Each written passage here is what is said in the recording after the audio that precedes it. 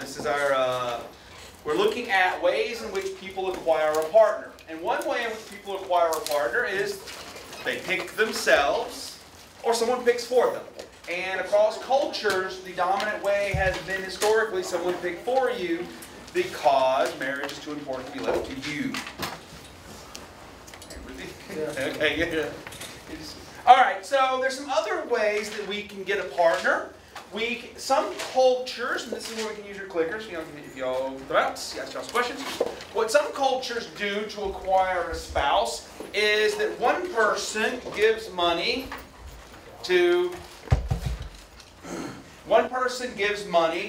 the other's family or to the person themselves. So in some cultures we have what's called a dowry, right?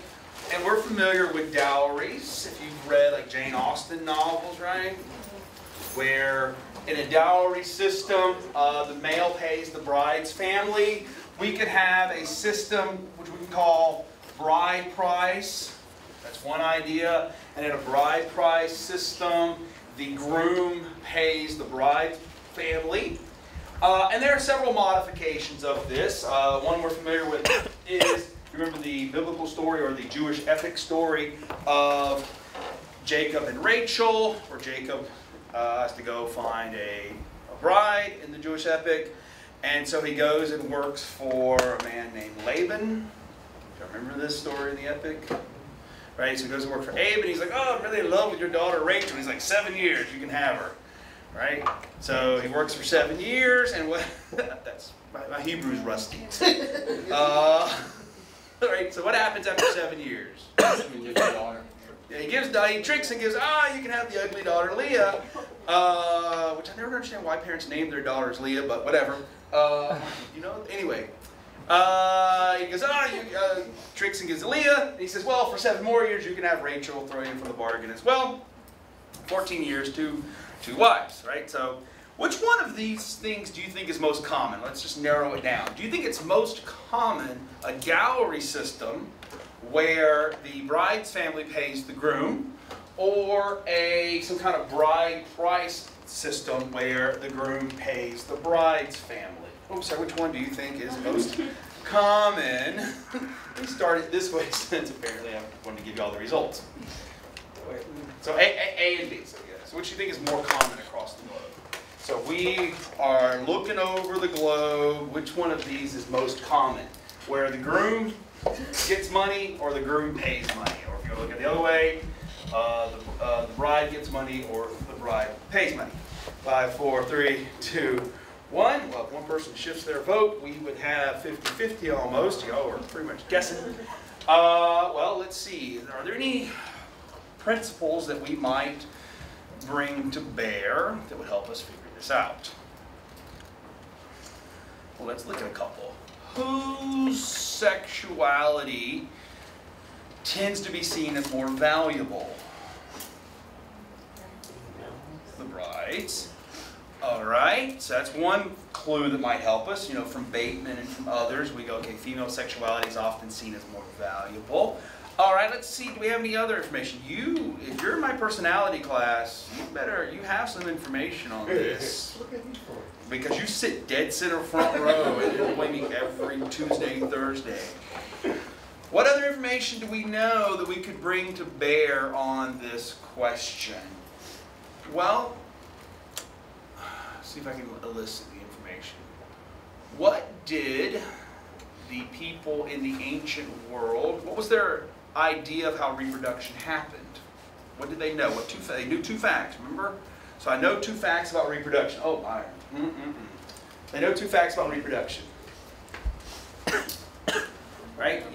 You basically know that it requires some female who's able to menstruate, right?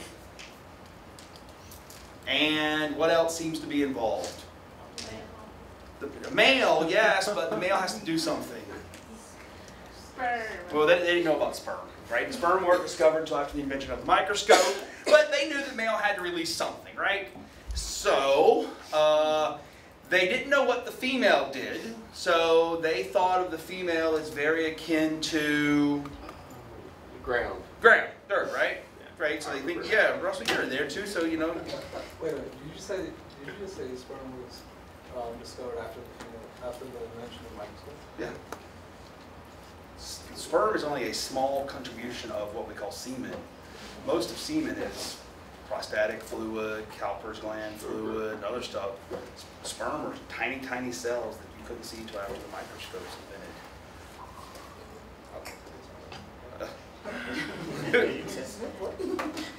We're going to have a bet? Yeah, I think I want to wager on that. I would love Do to. not wager on that. No. Yeah. I promise you. We actually. There's actually something that I know. All right, you know, we can discuss it after class, or you can wait till we. Sperm are discovered after the invention of the microscope. So what we know is we don't know what the female is contributing, but we know the male is releasing some kind of substance. And what's the most obvious metaphor that we might have for this? Planting a seed.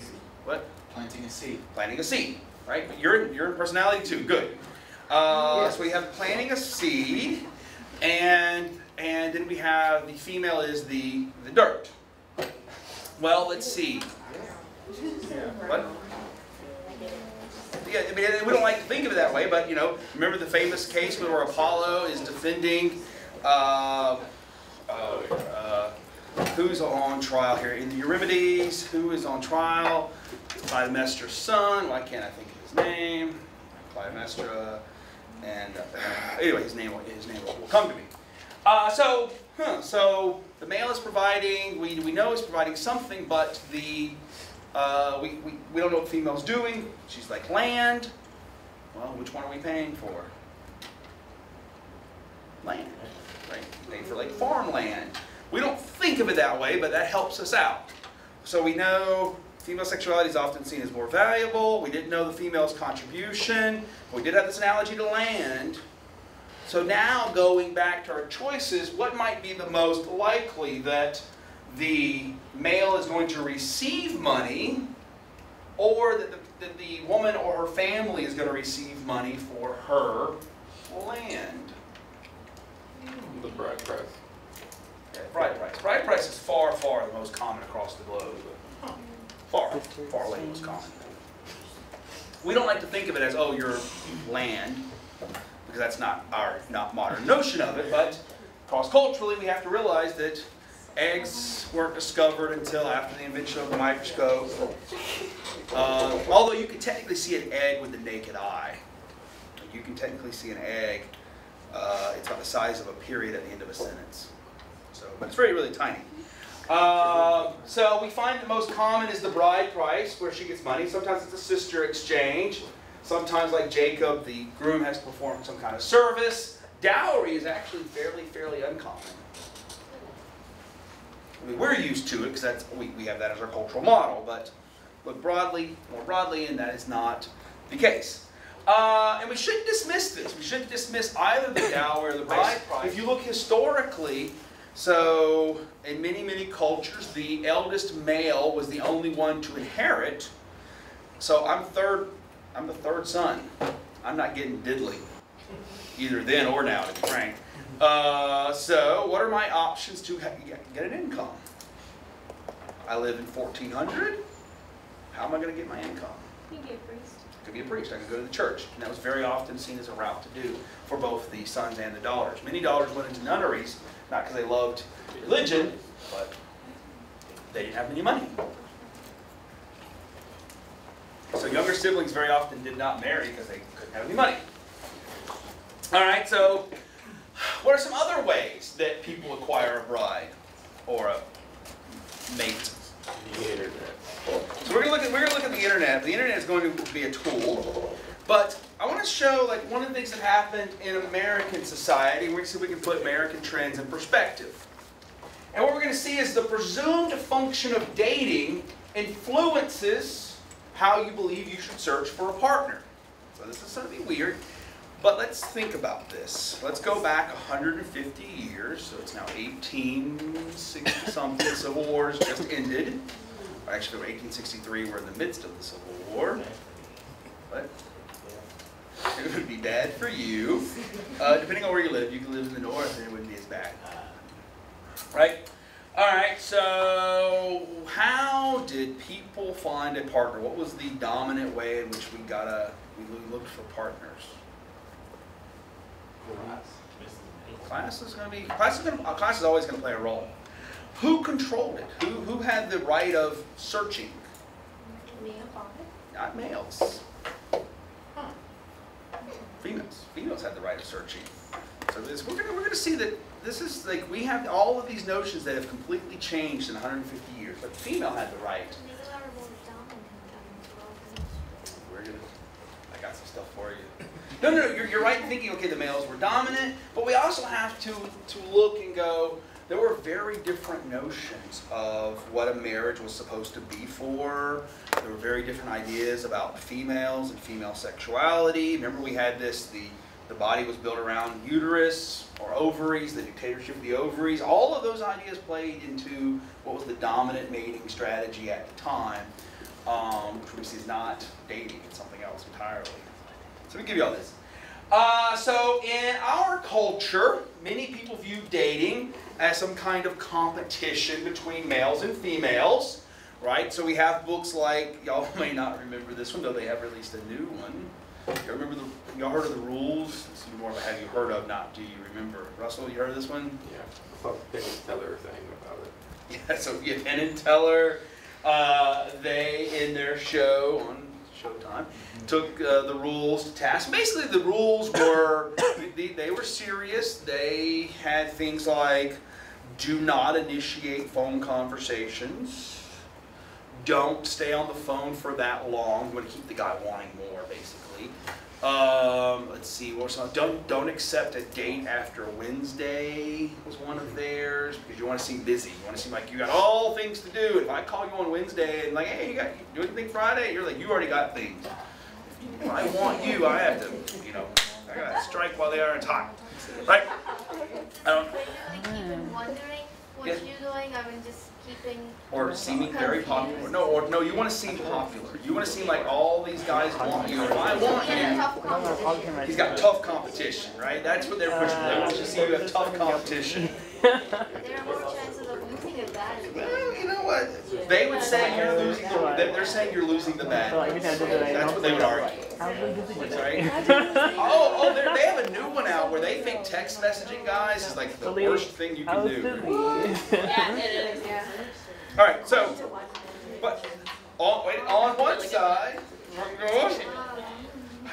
on the other side, there are books written for guys, like this one. A very sort of sleazy-esque book, which the whole basic point of it is giving advice to guys who have never gotten a date with a female on how to be a player. That is the entire purpose of this book. That's the entire function. So one way people see it as, right, they go, oh, I scored. What are the metaphors that we use that show that we see it as competition? Like, I scored. You gave it up. Right? You didn't make him pay for it. Right? Don't look at me. You haven't heard of them? You haven't heard any of these before? No, I've heard everyone but the last one. Everyone but the last I've heard, one? like, wait for it. Yeah, it's another way of putting it. You didn't make him wait for it. But pay for it could also mean like he has to put time in and so forth.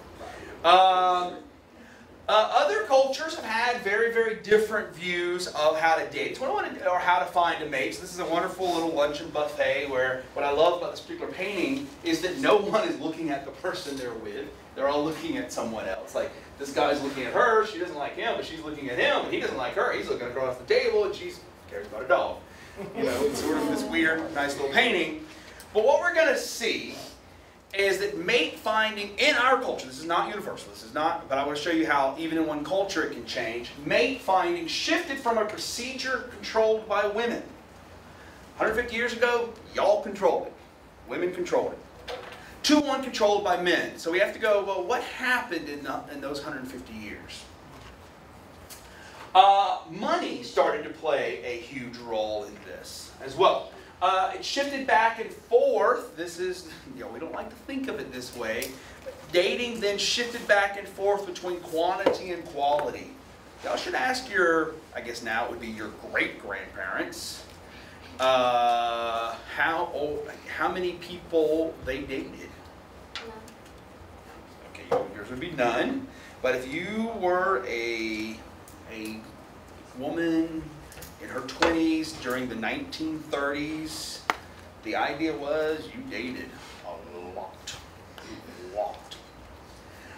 So what I'm going to do is ask some questions about, I'm going to show you the history of American dating, to show you one example of how things change over time, and then ask, what is the function of dating? Just to choose the right mate you're comfortable with, or you feel. Choose a right mate. Okay, so. I mean, according to you, that this is the right person for me. You're comfortable with them. Okay, that is a commonly offered explanation. So, like, what is the best way to do that? Should I? So you and I start going out, and I'm going to see if it's going to work with you. Or should I date lots of people and see who sticks around in my colander, you know, because I'm weeding out all the bad ones. I really like you. And y'all wonder why I'm single. Yeah.